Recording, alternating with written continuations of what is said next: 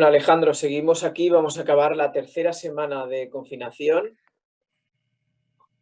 Empieza a haber, bueno, esto que decimos de que se está aplanando la curva, pero sigue siendo una situación muy preocupante y surge una pregunta importante. ¿Está desbordado el gobierno español, el gobierno de Sánchez?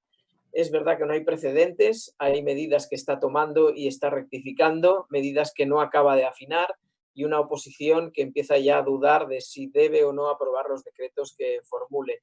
Yo creo que está desbordado, pero porque la situación lo exige, porque no queda más remedio, porque en otros gobiernos también está pasando, y quizás sí que hay que empezar ahora a que precise mucho más todas las medidas, sobre todo para el tejido económico. ¿Cómo lo ves Pues tú?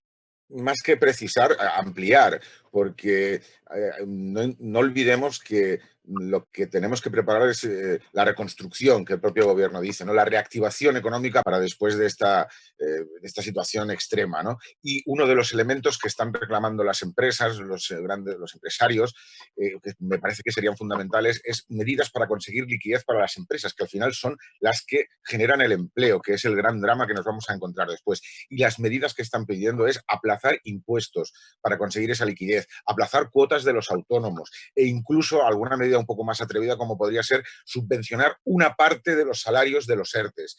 Son medidas que realmente sí costarían mucho dinero, pero hay que salvar como se pueda las empresas para que después, la mayor parte de las empresas posibles, para que la reconstrucción después sea un poquito más razonable. Por ahí tienen que ir las medidas en este momento. Ya en eso estoy de acuerdo contigo. Entonces, eso sí exigiría, yo creo, una labor mucho más cercana por parte del líder de la oposición, Pablo Casado, para decir, igual necesitas confiar en mí porque yo puedo tener, bueno, capacidad de gestión y experiencia de gobiernos autonómicos y del gobierno del Estado, pero ofrecerse mucho más, ¿no? Por ejemplo, yo creo que las pymes tienen un problema fundamental. Ahora habrá financiación para las grandes empresas, para las empresas más poquito de una dimensión mayor.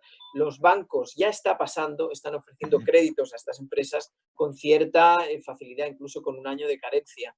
Pero son empresas que ya son solventes, que pueden tener un músculo suficiente. Pero ¿qué pasa cuando le llega a una pyme? Le van a exigir garantías que no va a tener esa pyme porque no tiene ingresos. Entonces, Pero sí que es cierto que hay una cosa aquí que hay que criticar al gobierno y es que en paralelo a la presión que pueda hacer a la Unión Europea, tiene que tomar medidas un poquito más valientes y ya veremos luego los déficits, que sí que van a ser muy grandes y que la deuda pública también va a serlo, pero va a ser la de todos los países. para que la oposición pueda tender la mano, tiene también que haber una posición del gobierno un poco más dialogante. Es decir, la oposición ya aprobó la prórroga del estado de alarma. Sin embargo, el gobierno no negoció con la oposición, con los grandes partidos de la oposición, la concreción de esas medidas.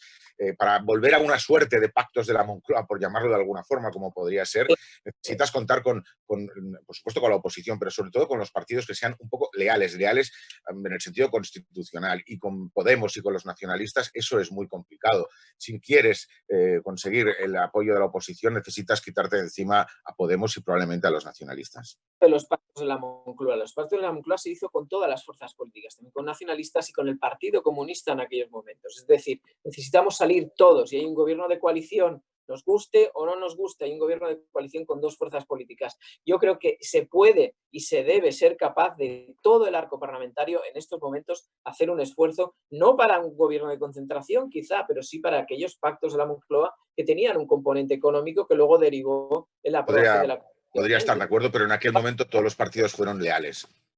Bueno, vamos a exigirles. Tienen la oportunidad ahora, eso es cierto. Lo que tú planteas es una prueba de fuego. Si de esta no Veremos, salen absolutamente juntos, bueno, lo vamos a pasar realmente muy mal. veremos.